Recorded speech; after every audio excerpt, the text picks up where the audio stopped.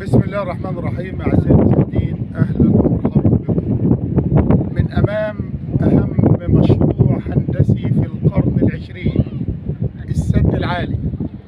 السد العالي اللي أنشئ في عهد الرئيس جمال عبد الناصر، وهو أكبر سد مائي على نهر النيل. أنشئ هذا السد لتوليد الكهرباء وتخفيف أعباء الفيضان.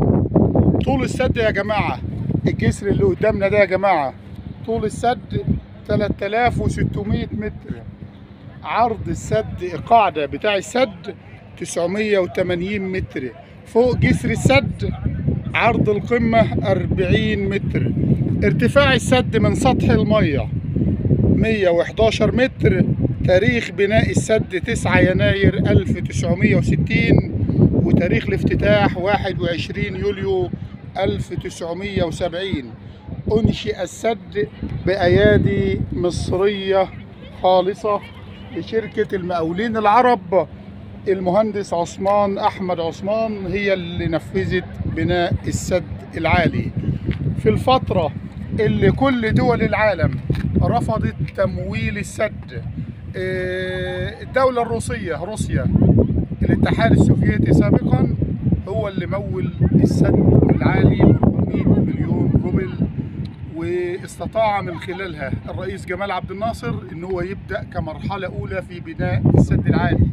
وبتكاتف المصريين وايادي المصريين قدرت الدولة المصرية في عهد الرئيس الراحل جمال عبد الناصر ان هي تعمل اهم مشروع انشائي واهم مشروع هندسي في القرن العشرين.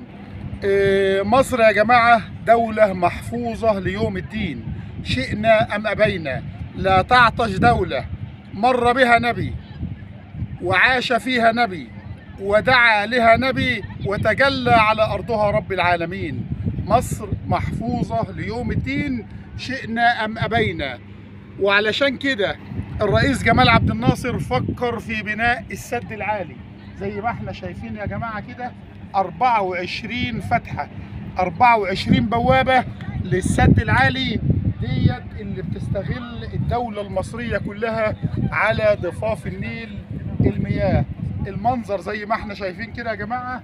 وراء هذا السد، وراء هذا الجسر، بحيرة السد العالي اللي هي أكبر بحيرة صناعية في التاريخ.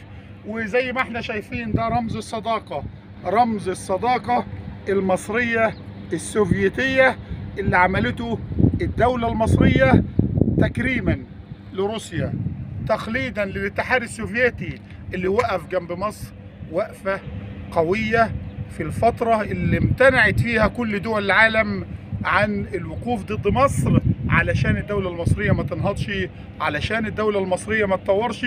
لكن الحمد لله مصر محفوظة ليوم الدين، مصر محروسة بأبنائها المخلصين. إن شاء الله زي ما نفذنا السد العالي، واحد من أهم المشاريع في القرن العشرين، نقدر نعمر